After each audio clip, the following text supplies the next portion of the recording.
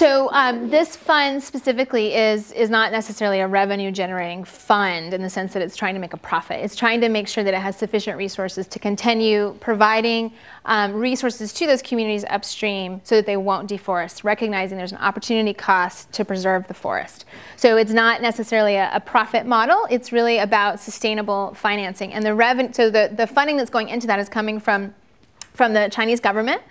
There's a percentage of money from the dam companies that is also going into there. Because remember, this is not about CSR for them. This is about ensuring that siltation and sedimentation into the water stops, because it's much more expensive for them to try to to clean up the dam than it is for them to stop deforestation. So this is all about enlightened self-interest. They recognize this is critical.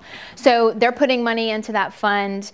Marriott's putting money into the fund again because they're using a lot of water from this area. And then CI is raising its own resources to put into that fund. So that's the whole model. But to your general question, we look at cost benefits across the whole organization. So depending on what we're trying to do, as a nonprofit, we're trying to create mechanisms that will be sustainable. And a key part of our work that I didn't mention is our work related to setting up trust funds and endowment funds. Because we recognize that short-term grants will probably lead to short-term success. So ensuring longevity and creating endowment funds which can be invested in capital markets, and instead of using the principal, we just use the interest that's earned every year on that. So we're doing that all over the world. We have a $100 million fund that was financed by the Gordon and Betty Moore Foundation specifically for creating trust funds for different projects all over the world.